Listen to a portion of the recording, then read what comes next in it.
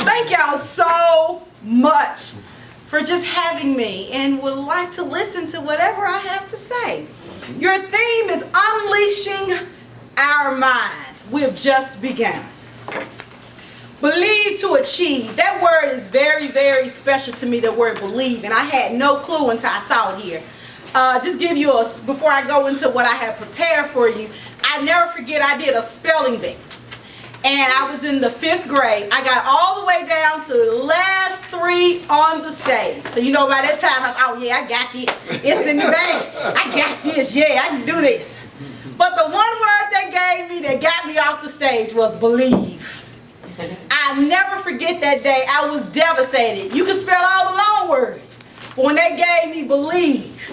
But now that same word comes back to me all the time, that I have to believe in myself. If nobody else believes in Telisa, I'm going to believe in myself. All right. So when I see that word, it always brings me back to when I was in the 5th grade at Douglas School, that last 3 on the stage. I said, oh yeah, I got this. I'm bringing this home. This on. Did all the big words and mess up on believe. But I learned inside of my heart and my mind, I had to believe in me. So I had to take that down, and I cried. I remember just hurting. Like, I couldn't get it. But now I understand in life, I have issues that I may get knocked down, but you got to get right on back again. Right. Even coming up here through that gravel, I said, oh Lord, it's going to kill me. Shoot me, Jesus. Oh God, don't let me trust me. But I knew if I failed, I had to get on back up. And that's what believing is all about. So now I'm going to get back to what I prepared to talk about. Come on. Again, I said just thank you, thank you, thank you. Now everybody have an index card, right? Yeah. I want you to take this index card and just have fun with me. At the end, you'll understand why. Write down some of the issues that's in your life that you feel that's holding you back.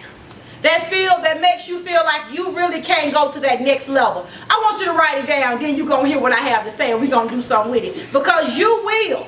You are an achiever. You are an overachiever. But it first starts with yourself. It first starts that you have to believe in you. If don't nobody else believe in you, you believe in you. Because one thing about it, we're all kings and queens in this room.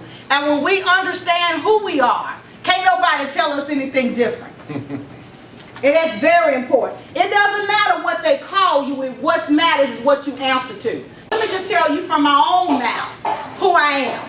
Firstly, I am a product of a first-class dysfunctional home. It was first class. I know y'all think y'all may got some issues, but I do believe I was the first class of a dysfunction. My mom was on crack all of my life until about 6 years ago. And I thank God for her deliverance all the time. Yeah. But if you never experience a family member that be on crack, you never know the pain. Yeah. You never know going to school to the same dope boys that you were in school with. They said into your mama, but you still got to hold your head up high and say, oh, that ain't me though. That baby, that ain't me. But that's still my mama and I love her and I ain't gonna stop praying for her. My daddy was brutally murdered. I mean murdered where they couldn't even see his body. But all over that, I still was able to overcome because I understand the life that he lived is not the life that I choose to live. I remember going back and forth with family members staying. I remember I tell them about I hate the juvenile court benches because I remember those benches so well. They're the worst benches in a child's life because you never forget it.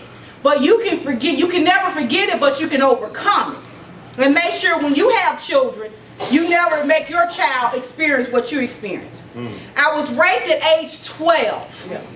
I was still a little virgin. Still thought I was a little girl, still wearing pigtails and ponytails because I still was a little girl.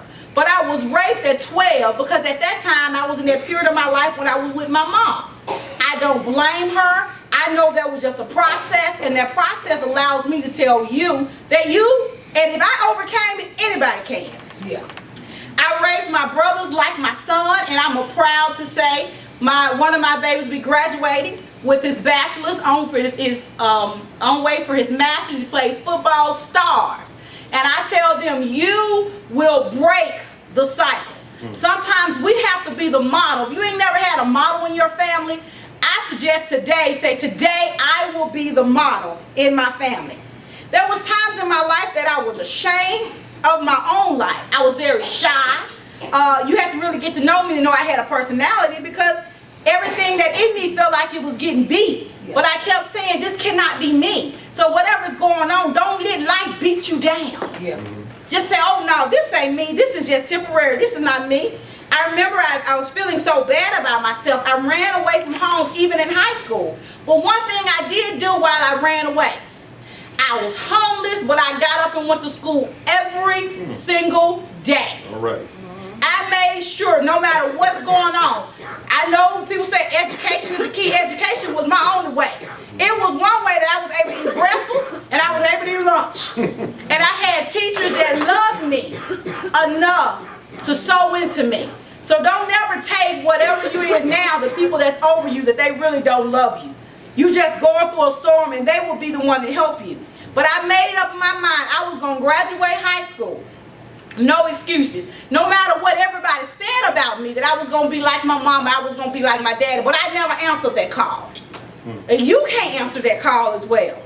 I was raised up in a Christian home, but I don't know about y'all, but sometimes we're never Christian about it. What made it so much Christian when you felt everything around you was caving in? But I had to make it up in my mind, this ain't me. That was just to name a few, so I don't know. Will y'all listen to me?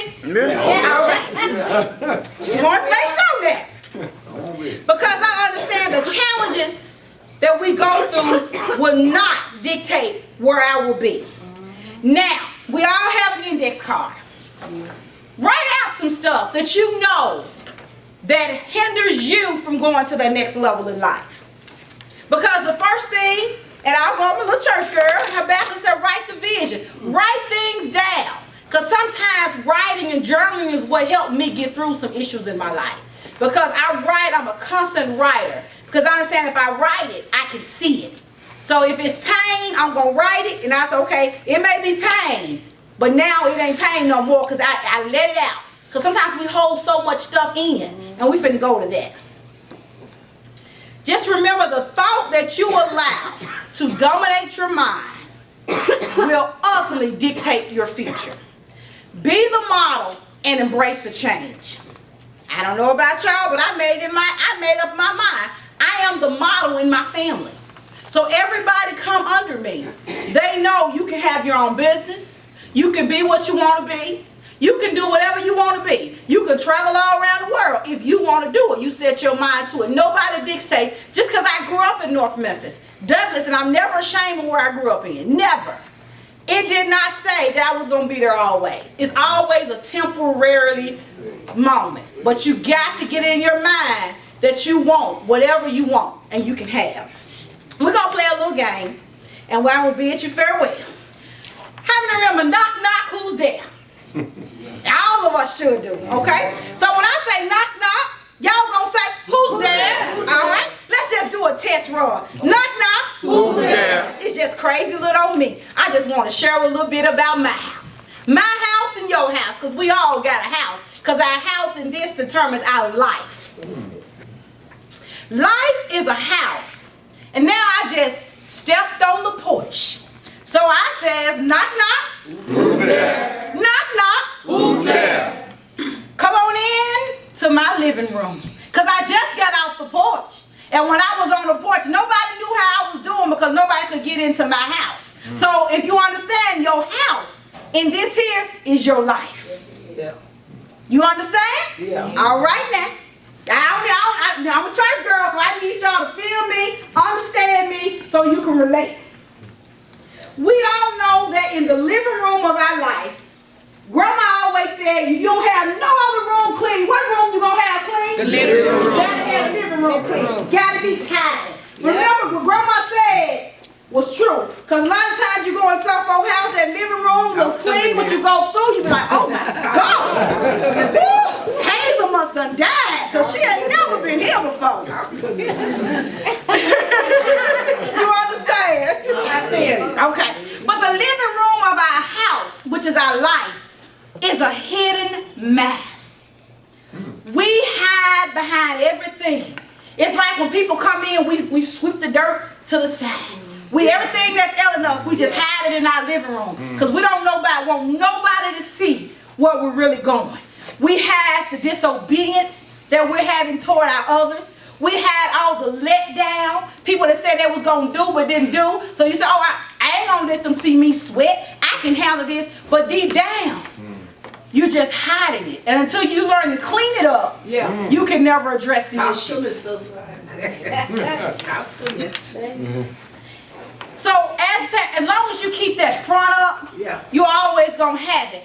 And you will never release it in your mind that you can have more. Knock, knock. It's just me. Can I come on in the kitchen and eat? Come on. Well, I don't know about y'all, but I love me some fried chicken. I love me some fried chicken. I don't care where I go. If they got fried chicken, they know I want a leg. And I want dark meat because I was raised poor, so I don't want white meat. I want dark meat. You feel me, guys? You feel me? Yes, I do. All right, I don't care where I go. I be wanting dark meat. They laugh at me. I done sat at the finest of table. I'm like, I really don't want this breast. I just wish I had some dog meat. But I don't know about you. I love chicken, but it's something about when you go into a kitchen. When you think about the kitchen, and we always think about fried chicken.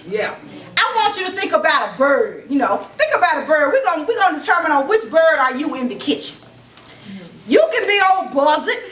You sit in the kitchen. When I come in, I'm gonna sit down. I'm gonna give you all my garbage, all my negative, all this and that, and you can collect all that garbage, and it becomes a build-up. Or I can be like a pelican bird. That, oh girl, tell me more. Ooh, tell me more. But you say you want to do better in life. But you let them bring all that trash and dump it in your kitchen of your house. Your house is your life. Or you can decide to be an eagle.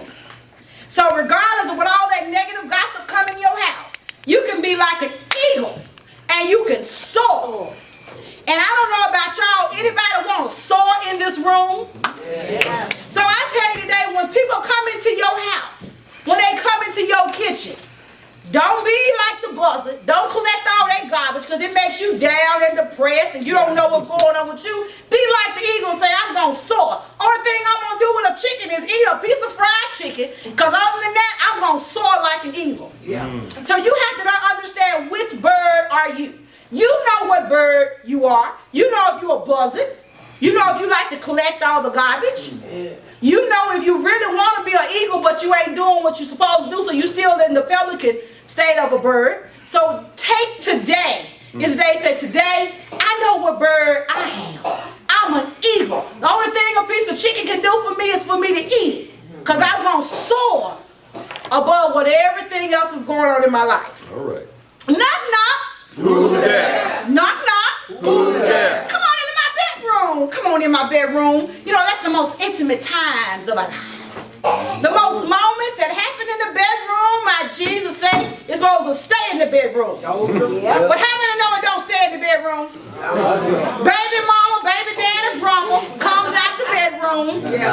Fornication comes out the bedroom. Everything that old pillow talk gets you in trouble every time. Talk to me now. So you got to understand the bedrooms of your life. From broken relationships. I don't know about y'all, but I had plenty of those in my days. Plenty. All the broken promises. And I made up my mind, if I can share with somebody else the broken promises that were spoken to me, that it just messed me up for times in my life. But I kept having people around me say, you can do it. But I always remember back when I was in the 5th grade. Believe. Believe what? Believe in me. Come everybody, let's say it together. On the count of 3. 1, 2, 3. Believe